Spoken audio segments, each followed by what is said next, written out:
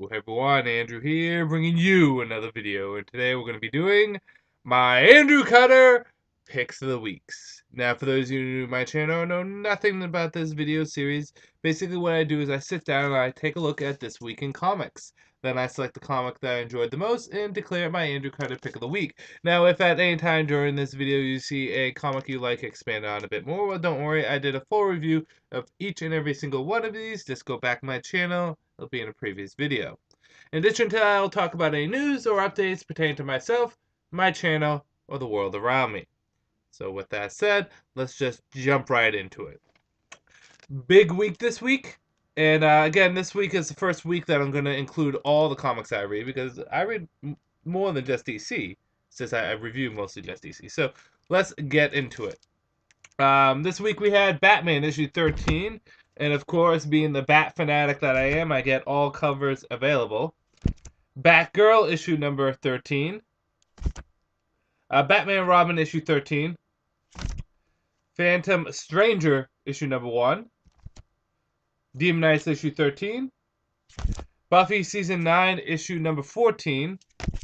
Anime Con Girls featuring Wonder Woman issue number 1. Superboy issue number 13. Comics are sliding a little.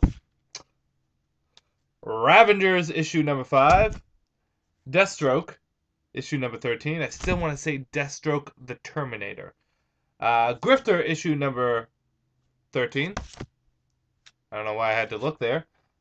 Suicide Squad issue 13. And finally, Green Lantern Corps issue number 13. Part of the Third Army story arc. Let's make it very simple, very easy for you guys today, because I'm not going to drag it out any longer than I have to. The Andrew Cutter Pick of the Week is, no surprise, Batman issue number 13.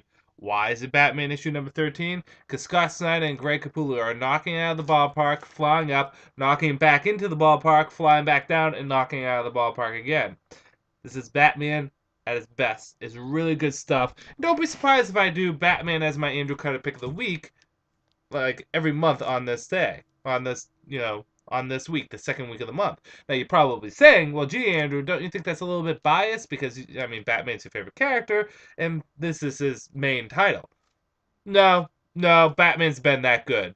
There's a few titles that are undoubtedly 5-star, material from the DC New 52. Batman, Wonder Woman, Swamp Thing, All-Star Western, and other comics. But these are comics that don't be surprised if they're that good, because they are that good. The Return of the Joker was handled really nice, through a few shout-outs to continuity, which was good. On a whole, it was a fun and enjoyable read. My Andrew Cutter Pick of the Week. On to news and our updates. So, I haven't been able to check news quite as much on various sites because I've been working at a full-time job. But we do have one big piece of news from New York Comic Con. Scott Snyder! Jim Lee! DNA Digivolve to make a brand new Superman title. Yes, the rumors were true. Scott Snyder and Jim Lee are going to be collaborating together on a new Superman story. Now, whether or not this story is going to be in either Superman or Action Comics, or if it's going to be its own separate title, that remains to be seen. But what Scott Snyder did say is that he wants to make this a character piece on Clark Kent and Superman, very much how he made Court of Owls a character piece on Bruce Wayne and Batman. And I am absolutely excited. Why? Well, out of the New 52, you look at the big names in the company, Superman's the one that's been hurting the most. So it's good that we're getting an injection into the Man of Steel to give him some more life. And who better to do that than Scott Snyder, who's been just absolutely slaying it with Batman and Swamp Thing, along with American Vampire, which I don't read but I hear amazing things about. And Jim Lee, who is my favorite artist, who just is Jim Lee. What else do you need to say? So, the only bad that could come from this, and the only, is if they do make it a separate title like Superman, Man of Steel, or Avengers of Superman. If that happened, that means that's one more comic I have to pick up, more money I have to spend. I think it should be an Action Comics, but hey, whatever, shit happens. I'm pumped. You should be pumped. Everyone should be pumped. Because Hey, Scott Snyder, Jim Lee doing Batman. I'm sure there's been more news, but again, I haven't really been able to check because I've been working. And then, I might as well talk a little bit about work now. It's good. It's really good. And I enjoyed long hours, but they go by quickly. And the training is intense. 3 days for from 7 in the morning till 6 at night of just training. And it's good because it helps you out, but it's good to have a job. It's good to be making money. And I started my first official day yesterday, and I felt bad for my assistant manager because it was just him and me on Friday on the busiest day there is, and oh boy, God bless him because he had to deal with the new guy as well as being the only one alone. But anyways, putting that aside, yeah, so work has been good. It's been busy, but it's been good. On to video game news. Got two new games, and I might as well talk a little bit about what I've been playing. Like, dropped it. Whoa. I have been playing Resident Evil 6, and I played all of Leon's campaign and beat that. And I just beat Sherry's campaign this morning. One person asked, Andrew, I thought you hated Xbox. Why are you getting Resident Evil 6? Well, it's not on the Wii, so I have to get it on Xbox. That's the only reason. Actually, don't be surprised if this is my last Xbox game because I don't like the Xbox. But this has been good so far.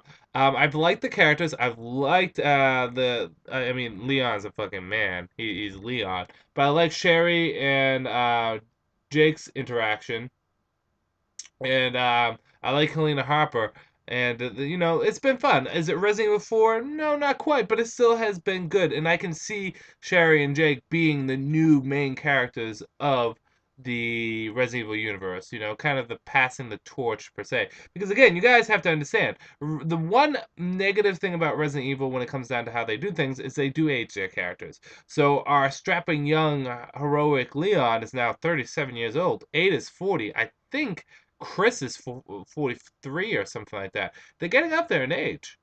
Sherry is, I think, 2 years younger than I am. She was like 10 when we last met her. So, yes, Resident Evil 6. And I got two new games. I guess the first one I'll point out is I got Pokemon White 2. I wanted to get Black 2, but I only had enough money for one of them. And I remember I play my main character on Pokemon White, so I might as well continue on Pokemon White 2. I did do the Genesect event, and it's fun.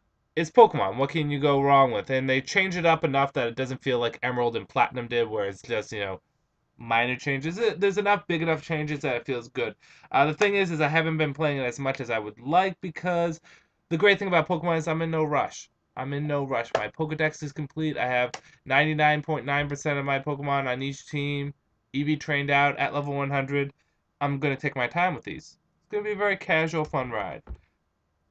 Then the next game I got was Code of Princess, better known as Scantily Clad Revealing Everything Girl.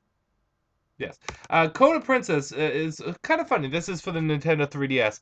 I picked it up for two reasons, and I'm going to try not to get too much into why. See, I'm not a huge anime fan, and I think it's because I was never really exposed to anime when I was younger. I mean, there was Sailor Moon and Dragon Ball Z and stuff, but I actually didn't have cable until 6 years ago. So, I know! I mean, I would watch all the shows on cable over my friend's house, like Monday Night Raw, gonna watch over my buddy's house. But see, the thing is I didn't really get cable until 6 years ago. So I never really got exposed to anime as much as some other people did. So I never really became a big fan of it. I appreciate anime, and I'm intrigued by anime, but I don't go out of my way for anime. However, there's something that when I see a video game that has anime characters in it, it compels me to want to pick up the game. I don't know why. I can't explain it. So I saw the concept art for Code of Princess, despite the fact that she is ridiculously exposed. Look at that up there. And it's horrible because her boobs jiggle all over the place, too, when she fights. Um, But, the concept art looks pretty good. In addition to that, it's a 3DS game, and I want another 3DS game. I saw the basic gameplay, and it looked pretty fun. And Atlas are the people that do it. And Atlas are well known for... I'll give you two game series that I've picked up from Atlas. Catherine, which was good, and Trauma Center, which has been fantastic. The Trauma Center series. If you have not played the Trauma Center series yet, what is wrong with you? Go pick it up. But yeah, so I picked it up because, it's Atlas, and, the gameplay looked okay, and the concept art looked good. So far, I am maybe 2 hours into it, roughly. It's a good game. It's not perfect, but it has something that I think a lot of games need. I bring this up a lot, and it's important. It has charm. It may not be the most attractive thing, but it has charm. That's something people have to understand. If you have charisma, if you have charm, if you know how to work a room, you don't need to be attractive. You don't need to have nice breasts and a good ass or a six-pack and 24-inch pythons. You don't need that. You don't need the chiseled jaw or the nice complexion. You just need charm. You just need that charisma. And Code of Princess has it. It's fun too because they make a lot of references to silly things like leveling up or D&D. There's D&D references here, or just role-playing references. And the main character is a stereotypical dumb blonde heroine, and they do that purposely. And she sounds like Starfire from Teen Titans, and I would not be surprised if the woman who voiced Starfire also voiced the main character in Code of Princess. And actually, I'm going to pull up Wikipedia right now and check it out because I am curious. Because, it's so silly because the character is that stereotypical kind of dumb blonde that they give the character. And I don't want to use dumb blonde in that way because, blondes aren't dumb, but that it's just a term that's used. Okay, here we go.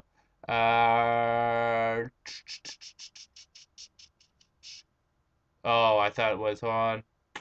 No, I guess not, but it sounds exactly like the woman that did Teen Titans, Starfire.